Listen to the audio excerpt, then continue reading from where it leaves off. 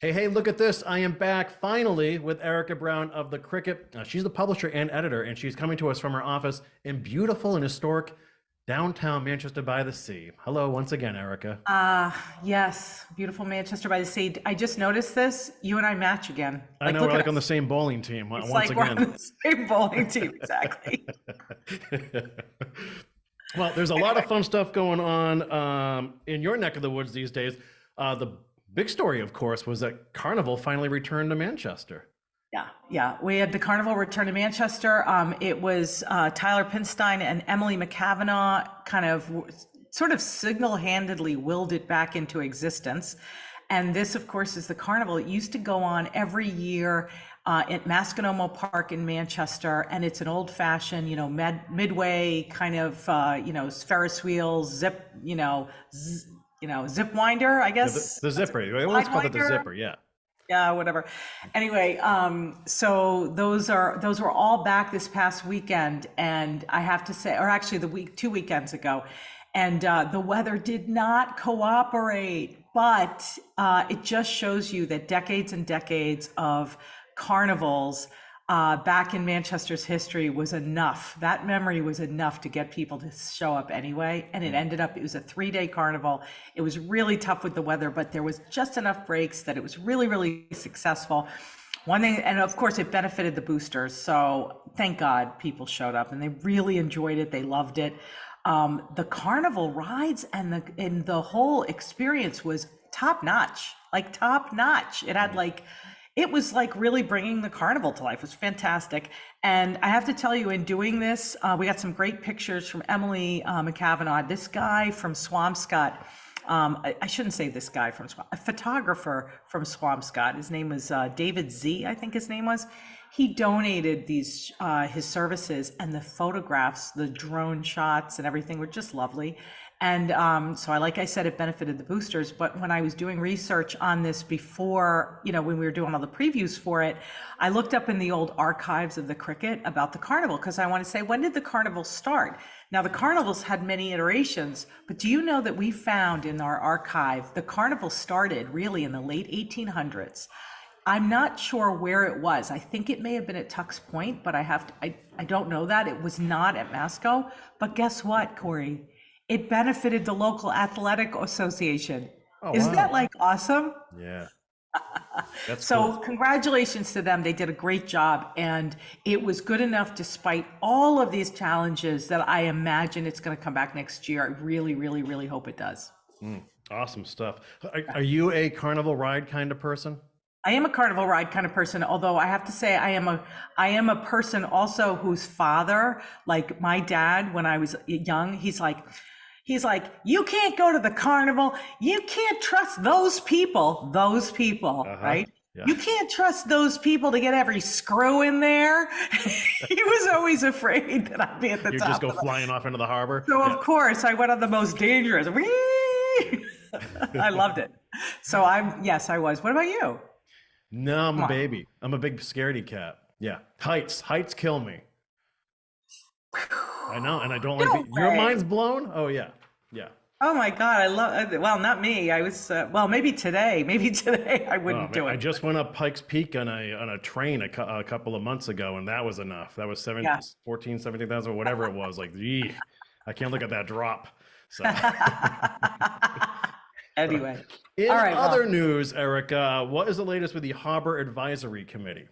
yeah, the Harbor Advisory Committee pops up every once in a while. The last time we talked about the Harbor Advisory Committee, it was probably about Sand Dollar Cove, right? And Yeah, and it uh, and was. the buoys off of Sand Dollar Cove. This time, they're getting back to the business of Morse Pier, which is our one of our two commercial fishing docks. And I always like to remind people that Manchester is right in the middle in the entire state in terms of like a productive commercial fishing.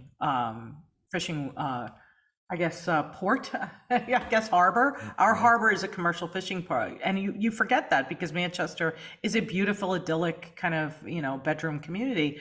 But we have a very healthy lobsterman population. And Morse Pier, which is right downtown, it's off of Masconomo Park, which we were just talking about. And it's had Bion Pike has done a really great job essentially applying successfully these really, really big grants to fortify and improve the entire commercial harbor. And he's done it with economic development grants from the state. And I'm talking like $1-2 million type of things. Like these are really helpful to the taxpayers of Manchester.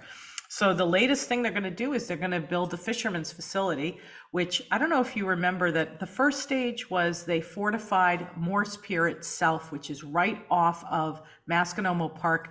The wall, the literal wall, and the actual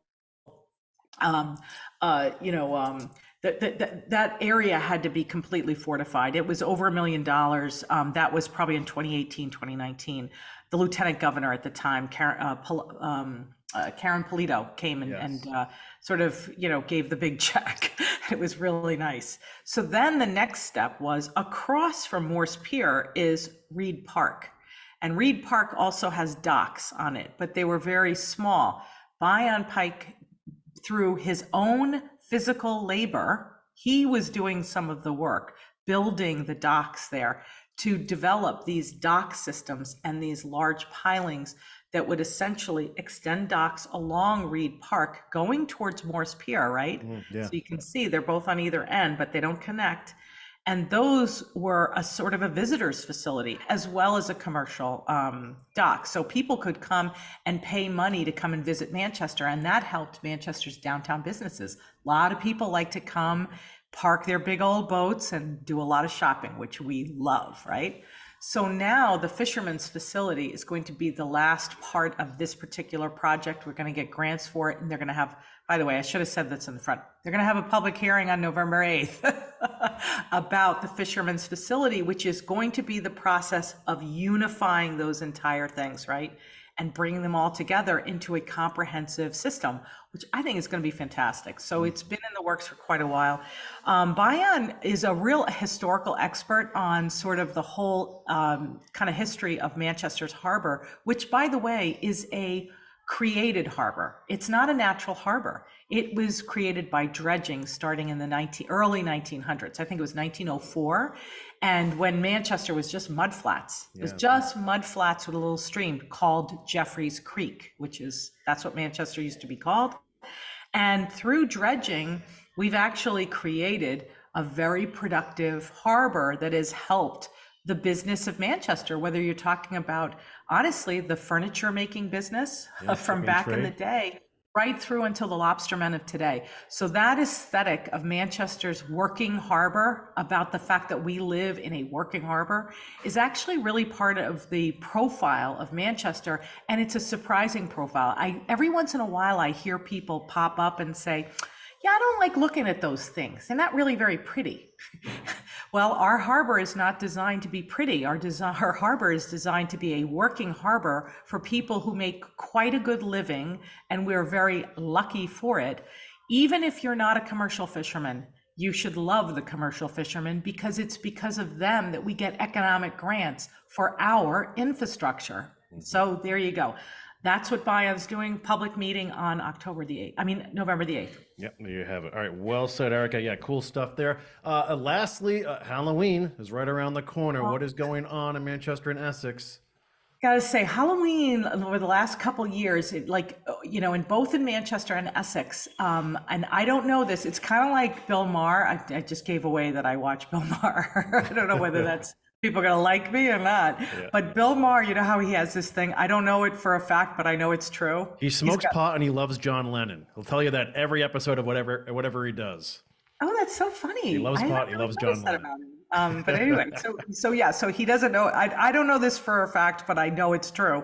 The last couple of years, I've noticed that there have been a big influx of very, very young children, like as in preschool. Right?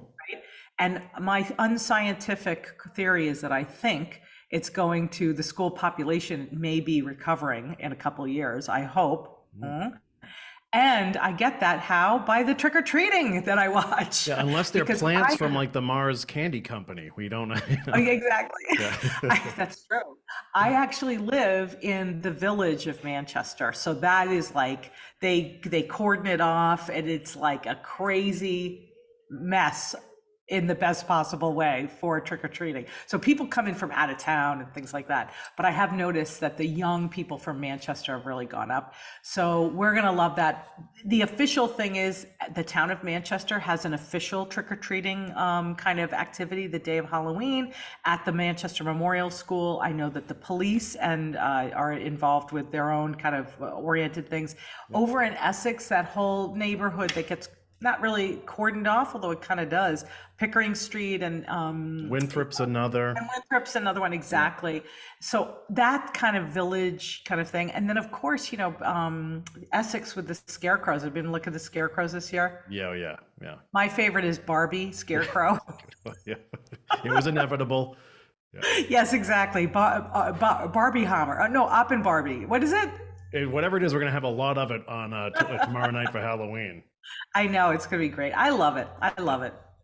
There you go. Good stuff. Okay, awesome. I will catch you next week this time, Erika. Until then, happy Halloween. Yeah, thanks. You too.